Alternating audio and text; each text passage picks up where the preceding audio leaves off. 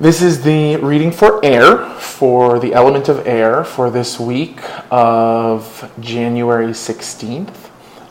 Air signs being Libra, Aquarius, and Gemini. So you see what happens. Interesting. Okay, so we go back to first, the ether reading this week is all about the fight, the battle, the truth, speaking out, fighting on behalf of the truth, and also protecting your power and protecting your choice. And that's where we're actually drawn here, air signs.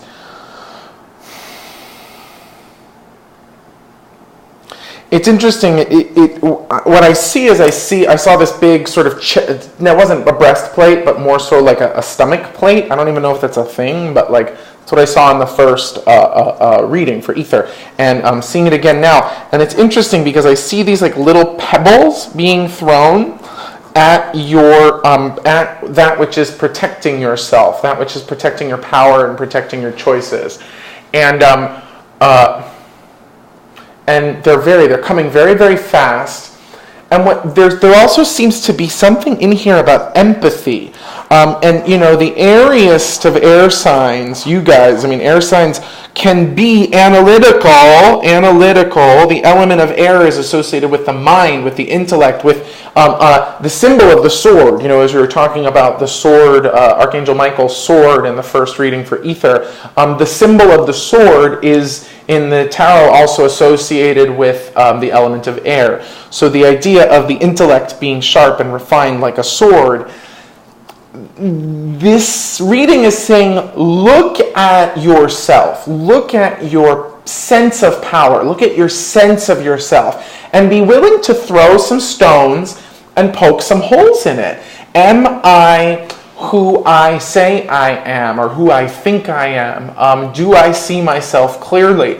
What it's saying here is it's saying that if you guys don't check yourselves a little bit, you're going to be coming into this week with such a strong assessment of what's true, such a strong idea, assessment, discernment. All of those are very airy words. You're going to be coming in with such a strong idea of what's true that it's going to make it hard for you to empathize with people, specifically people on your side or people on the other side. Again, that idea of your side, my side is sort of the air element at its worst. Cutting it down the middle, and instead of being the sword that cuts, it's I see the left side and I see the right side, your side, my side, whatever. So the idea here is that you guys need to pick at yourselves a little bit. Shouldn't be too hard for the Libras. But maybe a little harder for the Aquarians and the Geminis.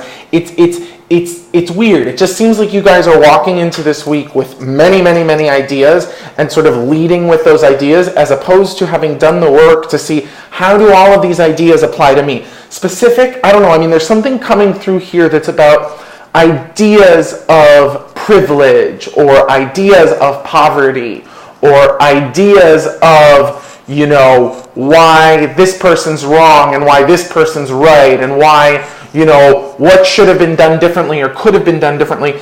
In this case, you guys, it's like if you're showing up either to fight for something or to march for something or to just sit and watch something or to just sit and eat something, you know, the minute you open your mouth, ask yourself, you know, am I fighting for myself? Am I fighting on behalf of someone else? And if so,